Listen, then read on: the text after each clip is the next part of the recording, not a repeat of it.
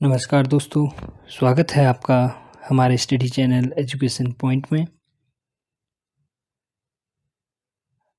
हमारी जीव विज्ञान की टेस्ट सीरीज चल रही है और इसी क्रम में आज हम लेके आए हैं जीव विज्ञान टेस्ट सीरीज भाग 4। और ये टेस्ट आपके आगामी एलटी विज्ञान व यूकेएसएससी के विज्ञान से संबंधित अन्य एग्जाम्स में लाभदायक होगी। तो शुरू करते हैं आज की ये test series.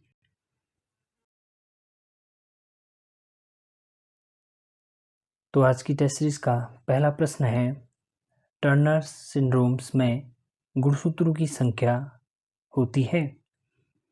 Turner syndromes is characterised by chromosomes और ऑप्शंस हैं 46, 44, 47, 48। और इस प्रश्न का सही उत्तर है 45। तो टर्नर सिंड्रोम में गुणसूत्रों की संख्या 45 होती है। टर्नर सिंड्रोम ऐसी स्थितियों में होती है जिनमें कि लिंग गुणसूत्रों में से केवल एक्स गुणसूत्र उपस्थित होता है, अर्थात यह लिंग गुणसूत्र के लिए मोनोसोमिक 2n-1 या 44 + x = 45 होती है। तो औसतन 5000 स्त्रियों में से एक टर्नर सिंड्रोम से ग्रसित होती है।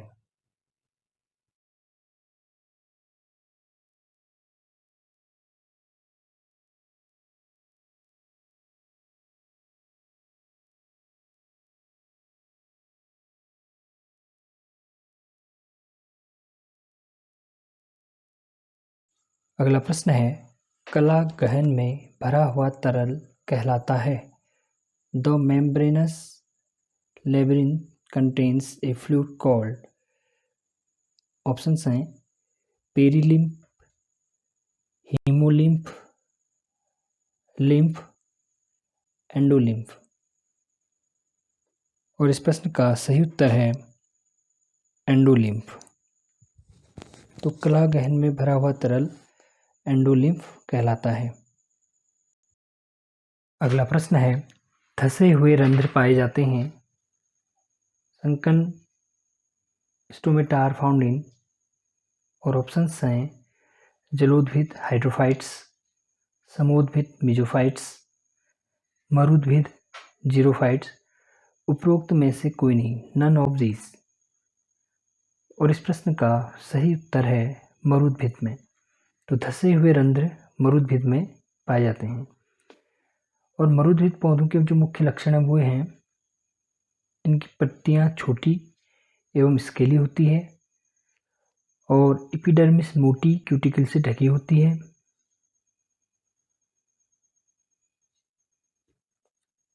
जैसे उदाहरण है इफिड्रा,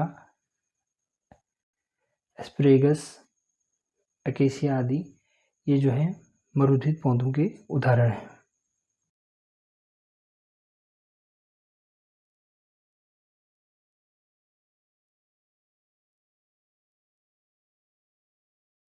अगला प्रश्न है, यूफोर्बिया हिरसुटा में पुष्पक्रम होता है।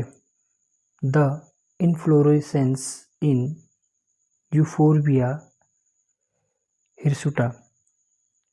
और ऑप्शंस हैं हाइफेथोडियम,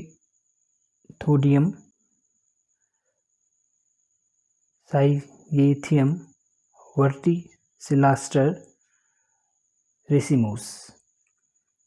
और इस प्रश्न का सही उत्तर है साइएथियम। तो यूफोर्बिया हिरसुटा में पुष्पक्रम साइएथियम प्रकार का होता है। अगला प्रश्न है, बेलेनोग्लोसस का लार्वा है।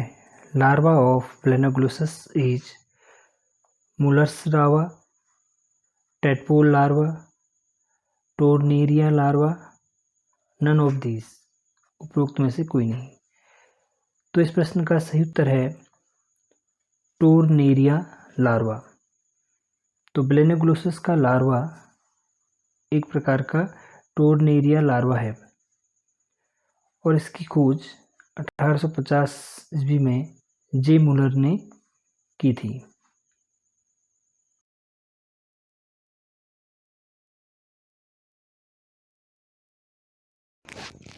अगला प्रश्न है पेट्रिफिकेशन, इम्प्रेशन और कंप्रेशन प्रकार हैं। Petrification, impression and compression are type of, और ऑप्शंस हैं जीवाश्म के फॉसिल्स, जीवाणु के बैक्टीरिया, बीजाणु के स्पोर, विषाणु के वायरस। और इस प्रश्न का सही उत्तर है जीवाश्म के। तो पेट्रिफिकेशन, इम्प्रेशन और कंप्रेशन जीवाश्म के प्रकार हैं। अगला प्रश्न है 33 घंटे के पक्षी के भ्रूण में सोमाइट्स की संख्या होती है। How many somites are found in a 33 hours old chick embryo. और ऑप्शंस हैं 10, 11, 12, 13। और इस प्रश्न का सही उत्तर है 10। 33 घंटे के पक्षी के भ्रूण में सोमाइट्स की संख्या 10 होती है। अगला प्रश्न है कार्बन मोनोऑक्साइड मनुष्य के लिए हानिकारक है क्योंकि carbon monoxide is harmful to human beings as it is. और ऑप्शंस हैं कैंसर उत्पन्न करती है, कार्सिनोजेनिक, CO2 की विरोधी होती है, एंटागोनिस्टिक टू CO2, ऑक्सीजन की तुलना में हीमोग्लोबिन से ज़्यादा लगाव होता है, with higher affinity for haemoglobin as compared to oxygen, ozone का क्षय करती है, डिस्ट्रक्टिव टू O3। और इस प्रश्न का सही उत्तर है ऑक्सीजन की तुलना में हीमोग्लोबिन से ज़्यादा लगाव होता है, with higher affinity for haemoglobin as compare to oxygen. तो राइट आंसर इज सी। अगला प्रश्न है निम्नलिखित में से कौन न तो प्राक केंद्रक है और न ही सुकेंद्रक है। Which one of the following is neither a prokaryote nor an eukaryote. और ऑप्शंस हैं नास्टॉक, सैकेरोमाइसिस, क्लेमाइडोमोनास, TMV। और इस प्रश्न का सही उत्तर है TMV, टोबैको मोज़ेक वायरस। तो वायरस जो होता है ना तो प्रोकैरियोटिक होता है ना ही यूकैरियोटिक होता है। तो इस प्रश्न का सही उत्तर है TMV, tobacco mosaic virus. TMV की खोज इवानोवस्की द्वारा 1892 में की गई और इसे क्रिस्टल के रूप में स्टैनले ने प्राप्त किया। और ये विषाणु तंबाकू में मोज़ेक रोग उत्पन्न करता है।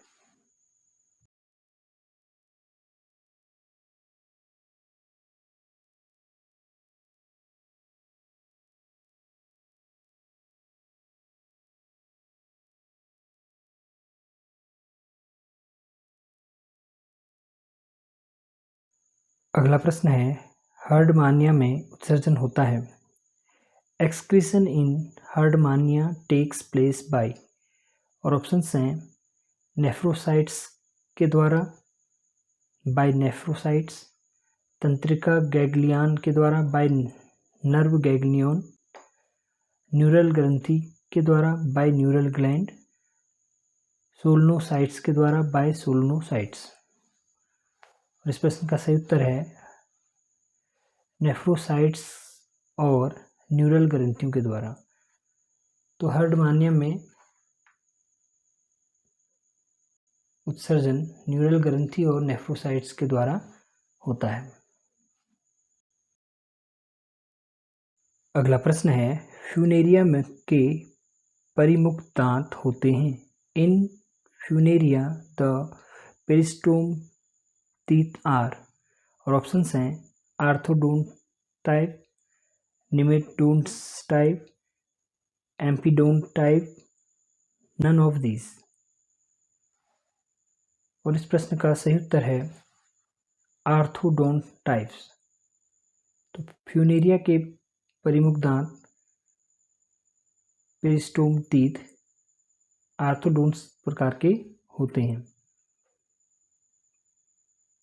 और ये 2 कतारों में होते हैं और प्रत्येक में इनकी संख्या 16 होती है, 16 और कुल परिमुख दांतों की संख्या 32 होती है।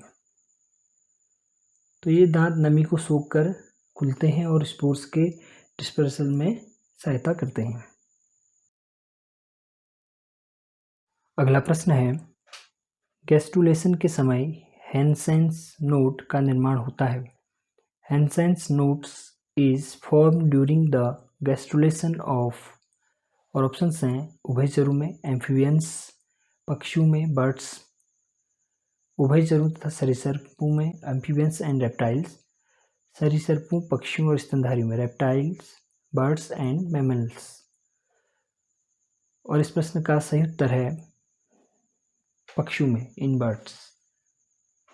तो गैस्ट्रुलेशन के समय हेंसेन्स नोट का निर्माण पक्षियों में होता है। अगला प्रश्न है, इनमें से कौन विश्व प्रसिद्ध पुरातत्व वनस्पति शास्त्री हैं? Which of these is a world famous palaeobotanist? और ऑप्शंस हैं professor SR Kashyap, doctor JC Bose, professor Birbal Sahni, professor KC Mehta. और इस प्रश्न का सही उत्तर है प्रोफेसर बीरबल साहनी। तो प्रोफेसर बीरबल साहनी विश्व प्रसिद्ध पुरावनस्पति शास्त्री हैं और इन्होंने लखनऊ में बीरबल साहनी इंस्टीट्यूट ऑफ पैलियोबोटनी की स्थापना 1946 में की।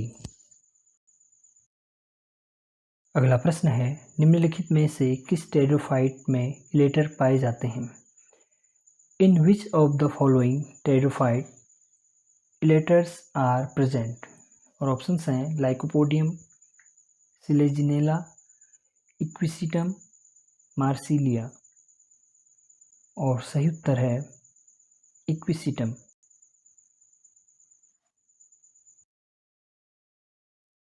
अगला प्रश्न है, हेनले लूप पाई जाती है। हेलनेज loop is found in lungs, heart, liver, kidneys. और इस प्रश्न का सही उत्तर है किडनीज। हेनले लूप वृक्क अर्थात किडनी में पाई जाती हैं। अगला प्रश्न है, मलेरिया के नियंत्रण के लिए कौन सी मछली प्रयोग में आती है? The fish used for control of malaria is. और ऑप्शंस हैं rohu, Gambusia, both A and B, none of these. और इस प्रश्न का सही उत्तर है गेम्बूसिया।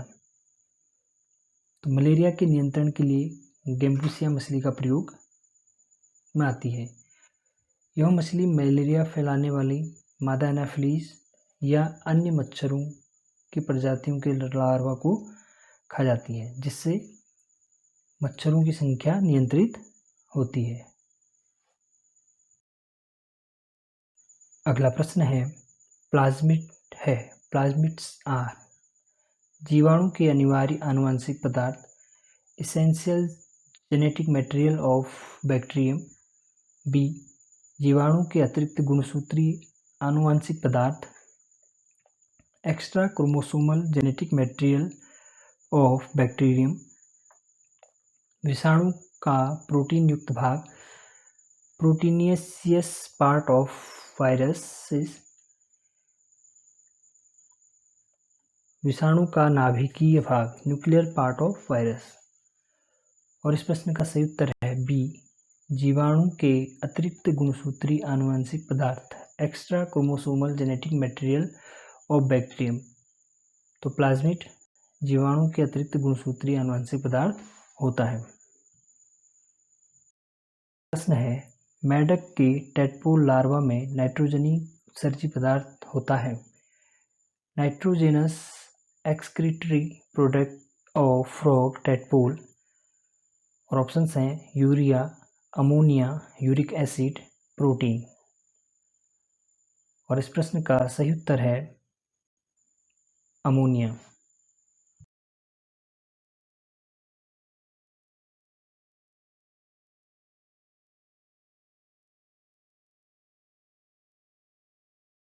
अगला प्रश्न है, किसका श्वसन गुणांक 1 से कम नहीं होता?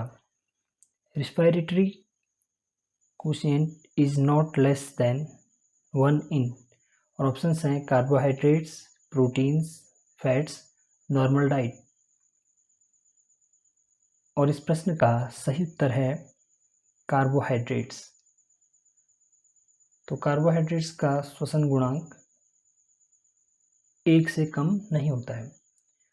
तो श्वसन गुणांक की गणना करने के लिए जो सूत्र है वो है volume of CO2 eliminated oblique volume of O2 consumed.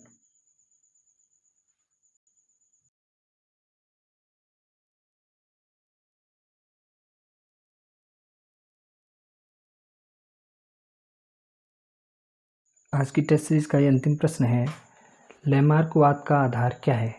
Basis of Lamarckism is प्राकृतिक चयन, नेचुरल सिलेक्शन, उत्परिवर्तन म्यूटेशन, विभिन्नताएं वेरिएशंस, उपार्जित लक्षणों की वंशानुगति, इनहेरिटेंस ऑफ एक्वायर्ड कैरेक्टर्स। और इस प्रश्न का सही उत्तर है उपार्जित लक्षणों की वंशानुगति, इनहेरिटेंस ऑफ एक्वायर्ड कैरेक्टर्स। तो लैमार्कवाद का आधार उपार्जित लक्षणों की वंशानुगति है। दोस्तों, आज की ये टेस्ट सीरीज यहीं पे समाप्त करते हैं और फिर मिलते हैं एक नई टेस्ट सीरीज के साथ और भी महत्वपूर्ण प्रश्नों को लेकर। और आशा है ये जो टेस्ट सीरीज हैं आपके लिए लाभदायक सिद्ध हो रही होंगी। और हमारे चैनल पर बने रहने के लिए धन्यवाद।